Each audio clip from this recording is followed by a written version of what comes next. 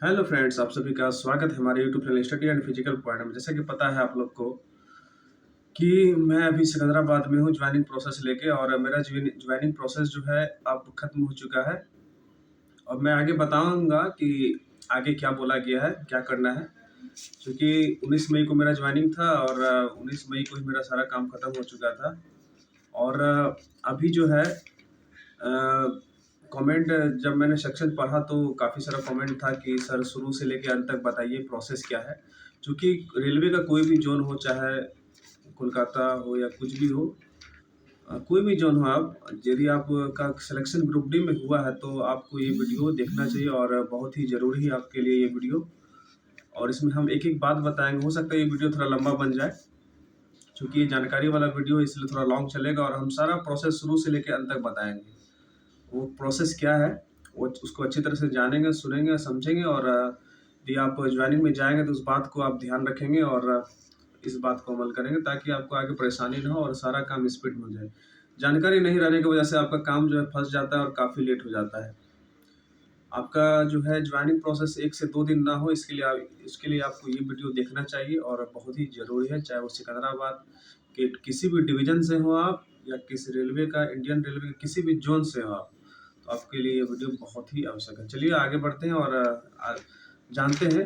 क्योंकि मेरा 19 मई को ज्वाइनिंग था और मैं वहाँ प्रेजेंट हुआ सिकंदराबाद डिवीज़न के डीआरएम ऑफिस में, चूँकि सबको वहीं बुलाया गया था।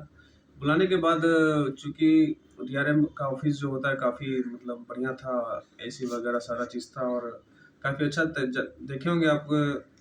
जो है वहाँ पे मैंने जब सेल्फी वगैरह ली है, या मेरा लास्ट वीडियो आप देखे होंगे जो लड़के लोग के साथ, वो डीआरएम ऑफिस का ही वीडियो है। तो चलिए आते हैं प्रोसेस में। तो उस ऑफिस में बैठाया गया सभी लड़कों को एक साथ, क्योंकि एक दिन में 100 लड़के को बुलाया गया था।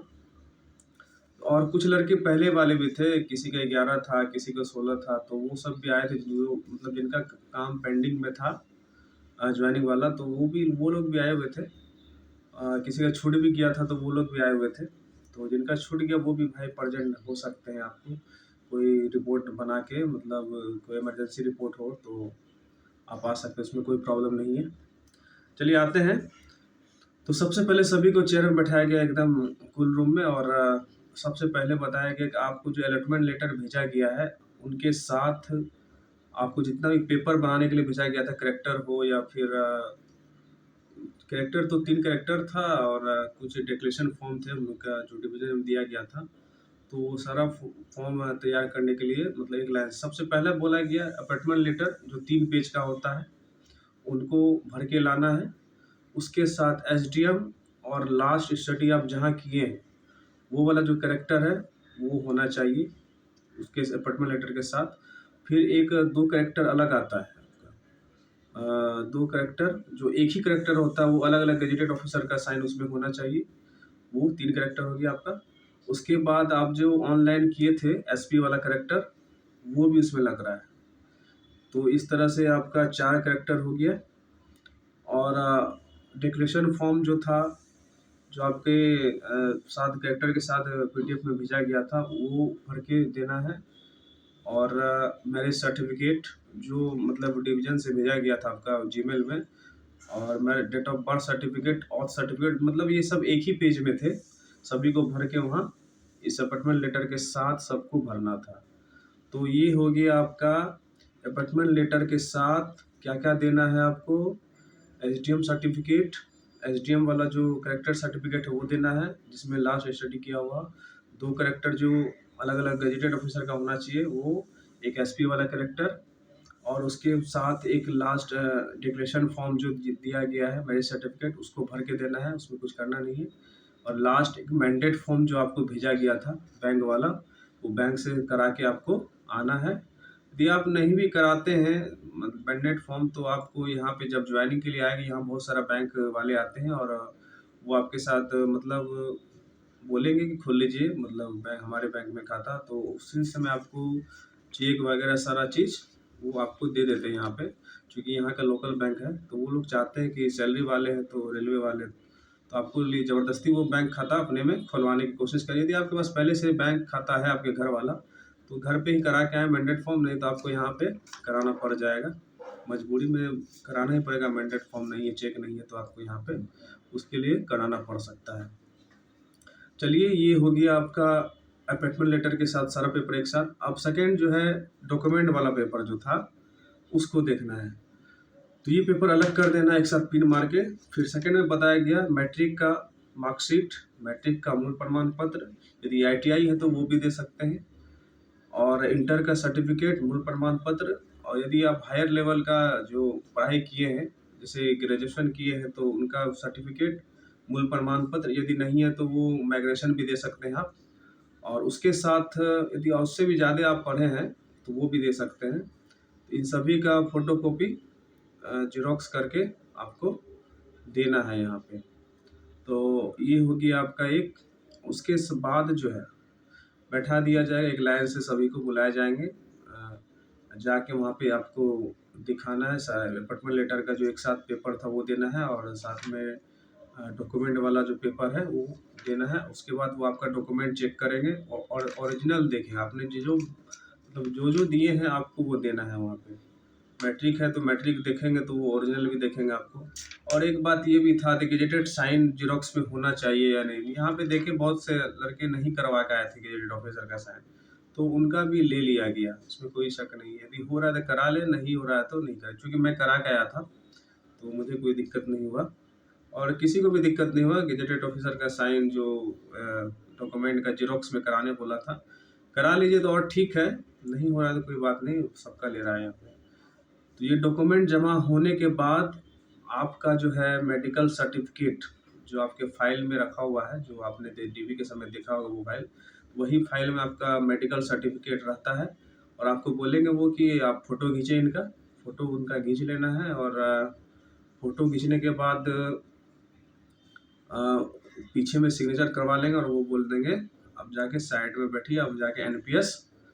उसके बाद आता है NPS का झमेला, जो काफ़ी बड़ा झमेला है, क्योंकि वहाँ एक ही काउंटर था, ज़्यादा भीड़ भाड़ था तो दिक्कत हो रहा था, लंबा लाइन था, समय लग जाता। तो इसीलिए कुछ अदर स्टाफ भी थे जो बता रहे थे कि अपने से भी आप NPS फॉर्म भर सकते हैं मोबाइल के द्वारा। तो मैंने देखा प्रोसेस, और वो प्रोसेस देख के समझ में आ गया, NPS फॉर्म आराम से भरा। तो मैंने मोबाइल से ही NPS फॉर्म अपना भरा, और भरने के बाद जो है उनका PDF निकाल के, वो जो एक नंबर आता है वो नंबर आपको देना है वहाँ पे स्टाफ को, जो लैपटॉप में लेके बैठे हुए कंप्यूटर पे। तो वो आपका नंबर लेके आपके मोबाइल में व्हाट्सएप में वो आपको भेज देंगे। वो PDF निकल, चूँकि वो PDF अपने से नहीं निकलता है NPS वाला, वो निकाल के आपको भेजेंगे। फिर वो आपको निकाल के कैफ़े जाना है, कैफ़े से उसका जो है 3 सेट जो 7 पेज का होता है, एक सेट 7 पेज का, तो उनका 3 सेट निकालना है। और तीनों सेट में मतलब फ़ोटो का जगह रहता है NPS फॉर्म में बना हुआ, तो वो फ़ोटो वहाँ पे चिपकाना है। 3 फ़ोटो लग जाएंगे, 3 फॉर्म 3 सेट का, 7-7 सेट का। तो ऊपर वाले पेज में आपका जो है फ़ोटो चिपकाना है, और उसके बाद एक साइन आना है DRM ऑफिस। फिर वहाँ पे एक साइन होते हैं बीच में पेज नंबर 5 में। चूँकि आपका NPS फॉर्म तो आपने खुद मोबाइल से भर के और उसका PDF निकलवा लिया है, तो उसमें एक साइन होते हैं DRM ऑफिस में, एक कोई स्टाफ है, उनका साइन लेने के बाद फिर अपना 2 जगह साइन होता है, page number 2 and page number 5 में अपना साइन का एक होता है जगह, वहाँ करना है। फिर उनका PDF बनाना है फ़ोटो के साथ, वो 7 पेज बना हुआ है, तो उनका फिर क्या करना है आपको, 7 पेज का जो है अपने से PDF बनाना, फ़ोटो खींच के यूज़ करें। मतलब एक ऐप आता है वो स्कैनर वाला, तो स्कैनर करने के बाद तो PDF में अपने आप कन्वर्ट हो जाता है। और कन्वर्ट करने के बाद 7 पेज को फिर एक साथ कर लेना है क्रम से, 1 2 3, मतलब जिस तरह से NPS फॉर्म है उस तरह से उसका PDF बनाने के बाद आपको जाना है HRMS के लिए, जो कि सबसे ज़रूरी है रेलवे में। यानी कि HRM वाला जो टेबल है वहाँ पे जाना है आपको, और HRMS करवाना है। वहाँ पे क्या होगा आपका सबसे पहला काम, यहाँ भी एक झमेला है आपका। यहाँ पे आपने जितना भी डॉक्यूमेंट अपना मैट्रिक से लेके इंटर का, यानी कि जितना भी आपने पढ़ाई किया उन सभी का सर्टिफिकेट और मार्कशीट का जो है आपको PDF एक साथ करना है। मैंडेट फॉर्म का PDF एक साथ करना है, चेक का PDF एक साथ करना है। ये जितना भी डॉक्यूमेंट है कैरेक्टर से लेके सबका कैरेक्टर का एक साथ पीडीएफ, जितना आपने 4 कैरेक्टर है, 4 कैरेक्टर का पीडीएफ बना के चारों को एक पीडीएफ में डालना। और एजुकेशनल क्वालिफिकेशन का जो है जितना पीडीएफ है, ऐसे तो 6 पीडीएफ होता है, 2-2-2 मैट्रिक इंटर बीए का, क्योंकि मैं मैट्रिक इंटर बीए दिया तो 6, यदि कोई और ज़्यादा है तो उनका भी डाल सकते हैं। वो 6 पीडीएफ मतलब एजुकेशनल क्वालिफिकेशन जितना भी आपके उनका पीडीएफ एक ही पीडीएफ में डालना है सारा। और मैंडेट फॉर्म का पीडीएफ, चेक लिस्ट, चेक जो आपने कैंसिल किया है उनका फ़ोटो खींच के उनका पीडीएफ बनाना है। यदि आपके पास चेक नहीं है तो पासबुक भी उसमें दे सकते हैं, इसमें कोई शक नहीं है। और हाँ, एक चीज़ मैं भूल गया, वो जो आपको डॉक्यूमेंट में मांग रहा था, तो पैन, आधार और पासबुक का भी फ़ोटोकॉपी मांग रहा था। जो मतलब डीबी वेरिफिकेशन में जो आपको अपॉइंटमेंट लेटर था, उनके अलग से जो डीबी डॉक्यूमेंट मांगा गया था, उनमें पैन, आधार और आपका जो है पासबुक की जेरॉक्स भी मांगा गया था इसमें। चलिए आते हैं, आगे बढ़ते हैं अब हम।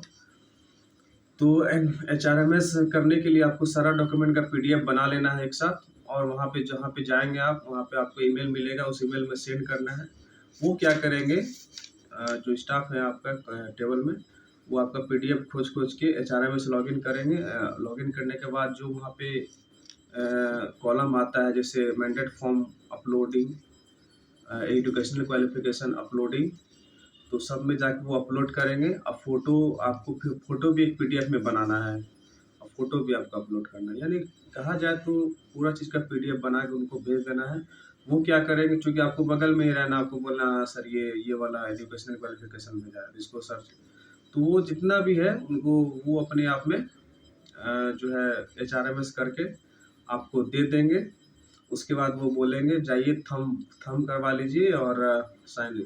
तो बगल के काउंटर में जाना है, फिर वही काउंटर में, मतलब कहीं कहीं तो एक ही साथ सारा काम हो रहा है। फिंगर देना है और थंब देना है। ये चीज़ होने के बाद आपका काम अभी ख़त्म नहीं हुआ है। इसके बाद आपको मोबाइल में एक SMS लिंक आएगा HRMS का, फिर उसको अपने से लॉगिन करना है। लॉगिन करने के बाद आपको पासवर्ड जनरेट करना है। पासवर्ड, चूँकि आईडी और पासवर्ड आपको मैसेज में ही आ जाता है, लिंक और आईडी पासवर्ड। ये आने के बाद आपको जो है लॉगिन करना है। जो पासवर्ड आपको मैसेज में है वो देना है, और आईडी तो खैर उसी में रहता है मैसेज में।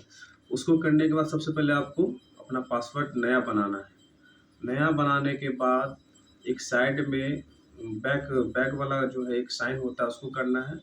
फिर बगल में जाके कैंडिडेट डिटेल्स में ओके करना है। उसके बाद आपका डिटेल्स आएगा पूरा, उसमें आपका सबसे पहले एड्रेस मांगेगा। चूँकि ये काम अपने से करना है, मोबाइल से कर सकते हैं, घर में जाकर आराम से बैठ के कर सकते हैं, कोई घबराहट नहीं है। चूँकि मैं भी रूम पे ही आके किया हूँ, वहाँ पे बहुत सारे लड़के गलत सलत अपने से कर दिए। चूँकि दिक्कत हो सकता है आगे जाके, नहीं हो अलग वाली बात है, लेकिन आराम से ये सारा काम हड़बड़ाना नहीं है। भले हमको 2 दिन लग जाए, लेकिन सारा काम आराम से करना है, स्थिर से करना है, हड़बड़ाना नहीं है। नहीं तो पता चलेगा एजुकेशनल की जगह हम मैंडेट डाल दिए हैं, अब मैंडेट की जगह हम कैरेक्टर डाल दिए। तो चलिए आते हैं, लॉगिन करने के बाद आपको एड्रेस डालना है। एड्रेस डालने के बाद नीचे में आपका फिर बैंक डिटेल्स मांगेगा, आपका अकाउंट नंबर, ब्रांच एड्रेस, बगल में आपका जो है क्या बोलते हैं IFSC कोड। डालने के बाद जब चेक में डालिएगा तो सारा चीज़ ऑटोमेटिक आपका आ जाएगा। उतना होने के बाद फिर अब सबसे मेन जगह नीचे आते हैं, सबसे जहाँ बैंक डिटेल्स आपका मांगता है, वहाँ पे आपको चेक अपलोड करने बोलता है, कैंसिल किया हुआ चेक। तो कैंसिल चेक किया हुआ उसको PDF आपने मोबाइल में बनाया होगा, तो उनको जाके PDF चेक में अपलोड करना है। और पूरा 100% होने के बाद तब आगे बढ़ना है। फिर जब नीचे आइएगा तो फिर मैंडेट फॉर्म डालने बोलेगा, अटेंशन फॉर्म। हाँ, मैं चीज़ एक और भूल गया, अटेंशन फॉर्म का 2 सेट्स, जिसमें कि हॉस्पिटल जो पदाधिकारी है उनका साइन या किसी का गेजेटेड ऑफिसर का साइन उसमें होना चाहिए। अटेस्टेशन फॉर्म का 2 सेट्स भरा हुआ, वो उसी समय ले लेते हैं जब डॉक्यूमेंट जो वेरिफिकेशन करते हैं वो उसी समय वो जमा ले लेते हैं। अपॉइंटमेंट लेटर वाला, डॉक्यूमेंट वाला और साथ में अटेस्टेशन वाला फॉर्म, ये तीनों उसी शुरू में ही ले लिया जाता है। लेकिन लेने से पहले आपको क्या करना है, अटेस्टेशन फॉर्म का सारा पीडीएफ अपने मोबाइल में बना लेना है। 7 पेज शायद है उनका, अटेस्टेशन फॉर्म का 7 पेज होता है। उस सातों पेज का स्कैन करके अपना मोबाइल में पीडीएफ एक साथ रख लेना है। क्योंकि ये जो अभी हम बता रहे हैं लास्ट जो लिंक एचआरएमएस का आपने लॉगिन किया है, एड्रेस, बैंक डिटेल्स के साथ चेकबुक के साथ जो नीचे में आता है, सबसे पहले आपको अटेस्टेशन फॉर्म अपलोड करने बोलेगा वो। आपको पीडीएफ बनाया होगा तो जाके आप अपने से अपलोड कर सकते हैं। उसके बाद मैंडेट फॉर्म, उसके बाद करेक्टर ने आपने जो बनाया है 3 शीट का एक ही पीडीएफ में, फिर करेक्टर के जगह करेक्टर अपलोड करना है, 100% होने के बाद छोड़ देना है, मैंडेट फॉर्म करना है और आधार का जो है पीडीएफ वो अपलोड करना है। ये सारा चीज़ होने के बाद लास्ट में नीचे आता है आपका, यदि आपको लग रहा है कुछ गलत है तो आप चेक भी कर सकते हैं। यदि आपको लग रहा है हमको किसी चीज़ में हम गलत चीज़ भर दे, आपको लास्ट में व्यू का ऑप्शन आता है, जहाँ आपने डॉक्यूमेंट अपलोड किया है तो वहाँ व्यू का भी ऑप्शन आता है। व्यू का ऑप्शन आता है तो आप जाके व्यू में देख सकते हैं कि मैंने मैंडेट फॉर्म का कॉलम है तो मैंडेट फॉर्म मैंने भरा है कि नहीं। व्यू जाके देखिएगा तो आपको पीडीएफ निकल जाएगा वो वाला, तो आपको पता चल जाएगा मैंने ये सही भरा है। तो सारा चीज़ चेक करने के बाद एक बार फिर से नीचे जाइएगा तो पता चलेगा वहाँ सबमिट लिखा हुआ, बस सबमिट में क्लिक कर देना है। क्लिक करने के बाद आपका काम यहाँ पे 100% ख़त्म और आपको अब कुछ नहीं करना है। भविष्य में ये जो एचआरएमएस आईडी है इसका बहुत फ़ायदा होने वाला है। आप इससे सैलरी अपना चेक कर सकते हैं, या जो आप मैसेज ग्रुप में करते रहते हैं अदला बदली जो होता है कि नॉर्थ साउथ ये जो होता है डिवीज़न चेंज करना, तो वो भी इसी से आप कर सकते हैं। तो चलिए इसी के साथ वीडियो काफ़ी लंबा हो गया, काफ़ी इम्पोर्टेंट इन्फॉर्मेशन है सभी भाइयों के लिए। अच्छा लगा तो थोड़ा कमेंट करें और बताएं कैसा लगा मेरा वीडियो, और इसी तरह की इन्फॉर्मेशन जानने के लिए हम आगे भी बनाएंगे, तो थोड़ा हेल्प करें, सब्सक्राइब करें, शेयर कर दें। और चूँकि मैं बहुत दिन बाद इतना लंबा वीडियो बनाया हूँ और चूँकि मुझे व्यू का टेंशन नहीं है और मैं आपकी इन्फॉर्मेशन के लिए हम ये वीडियो बनाते हैं। ऐसा रहता तो हम डेली 10 वीडियो डालते, क्योंकि इन्फॉर्मेशन आपने लोगों ने कमेंट किया तो इसीलिए मैंने ये वीडियो अभी बनाया, क्योंकि आज हमको निकलना है घर। और एक बात ये लास्ट में भूल ही गए, सबसे मेन बात, यहाँ पे ज्वाइनिंग नहीं दे रहा है, बोल रहा है कि 1 महीना बाद आइए आपको ज्वाइनिंग मिलेगा, आपका प्रोसेस ख़त्म। अब जो आएंगे घर वो डायरेक्ट ड्यूटी करेंगे। अब कोई कागज़ पत्तर का काम नहीं है, अब डायरेक्ट आपको ड्यूटी अलॉट कर दिया जाएगा, स्टेशन अलॉट कर, स्टेशन का भी पता चल जा, जब एचआरएमएस फॉर्म भरेगा वो तो आप उसके स्क्रीन में देख सकते हैं स्टेशन अलॉट, तो वहाँ स्टेशन अलॉट हो सकता है। मेरा स्टेशन अलॉट हो गया है, एक घट के चेक क्या नाम है, ऐसा कुछ स्टेशन का नाम है, जो सिकंदराबाद के जस्ट 10 किलोमीटर पीछे है, छोटा स्टेशन है, तो वहाँ पे मेरा ड्यूटी है।